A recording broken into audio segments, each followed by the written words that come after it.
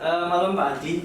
Jadi kita kali ini mau ngebahas topik yang jadi masalah masyarakat. Salah satunya itu nanti ada game online. Tapi sebelum masuk ke situ, saya pengen tahu ke Pak Adi pendapatnya apa. Ini tentang penggunaan internet ya Pak ya, atau penggunaan ponsel dulu Pak, gimana? Penggunaan ponsel. Kayaknya Kalau dari Pak Adi gimana? menurut saya di penggunaan ponsel selama pandemi ini kita bisa lihat sih meningkat drastis ya. Ini bahkan sampai pengguna ponsel itu 125%-an daripada penduduk Indonesia. Jadi ya menurut saya jauh lah lebih meningkat di kala pandemi ini. Itu untuk penggunaan ponselnya. Terus kalau orang udah punya ponsel kan otomatis dia mau pakai sosial media Pak. Nah, dari sebelum masuk ke sosial media kan dia harus mengakses internet Pak. Nah, gimana kalau dari data yang sampean punya itu, perkembangan internetnya di Indonesia itu gimana sih? Oke, kalau dari yang saya punya ya, yang saya tahu untuk penggunaan internet di Indonesia sekarang ini setelah 2 tahun pandemi ya, setelah 2 tahun pandemi itu lumayan meningkat drastis sih.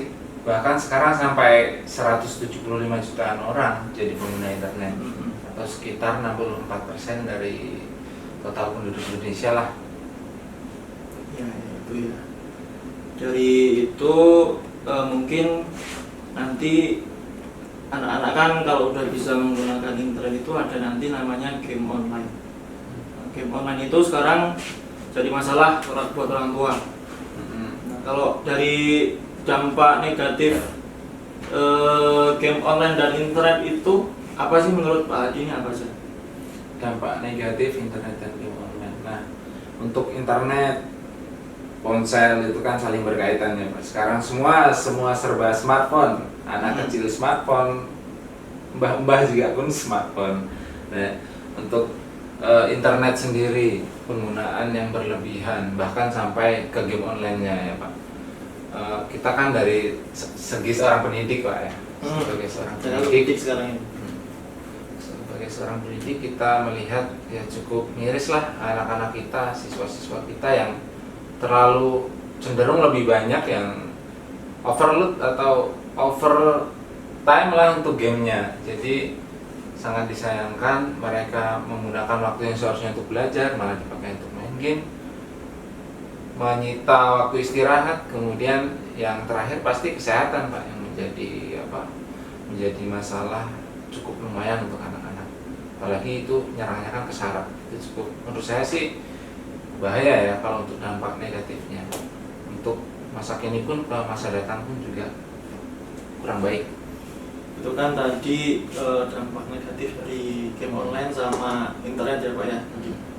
Kalau misalnya dilihat dari sisi positifnya, ada nggak sih game online tuh positifnya?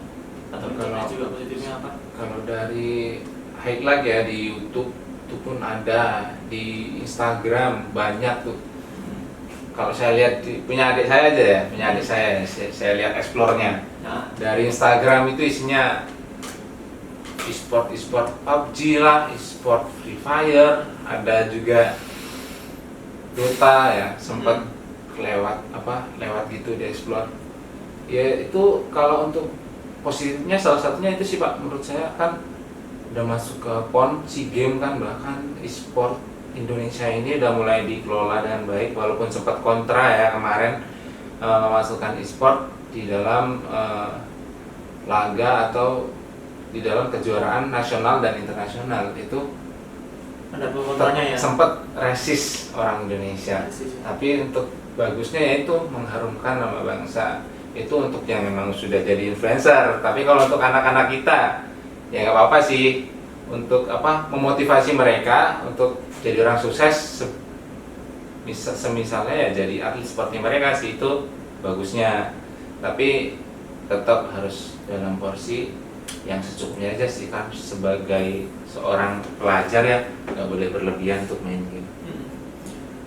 Itu tadi penjelasan dari Pak Hadi terkait semua hal yang jadi masalah masyarakat ya.